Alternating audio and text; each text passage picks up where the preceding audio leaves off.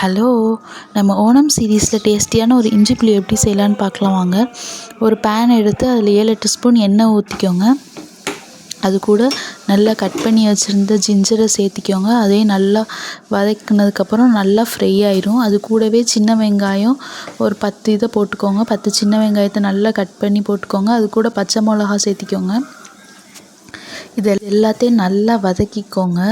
அந்த ஸ்மெல் எல்லாம் போகிற வரைக்கும் நல்லா வதக்கிக்கோங்க. இதெல்லாம் கோல்டன் கலரில் ப்ரௌன் வர வரையும் நல்லா வதக்கிட்டே இருங்க.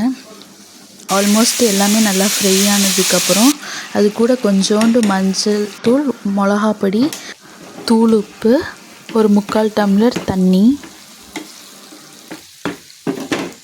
எல்லாம் போட்டு அது எல்லாம் நல்லா வதங்கி வர வரையும் போட்டு வதக்கிக்கோங்க. அதுக்கப்புறம் பட்டை மிளகாய் ஒரு 4 பட்டை மிளகாயை பிச்சு அதில் போட்டு அதையும் சேர்த்து நல்லா வதக்கிக்கோங்க. அது கூடவே வெல்லத்தையும் சேர்த்திங்கன்னா உங்களுக்கு இனிப்பு, புளிப்பு, காரம் எல்லா சுவையும் சேர்ந்துருக்கும். நம்ம சேனலில் ஓணம் சீரீஸில் சத்யா விலாக் எல்லாமே அப்லோட் பண்ணியிருக்கோம். மறக்காமல் பார்த்து லைக் பண்ணுங்கள், ஷேர் பண்ணுங்கள், சப்ஸ்கிரைப் பண்ணிக்கோங்க.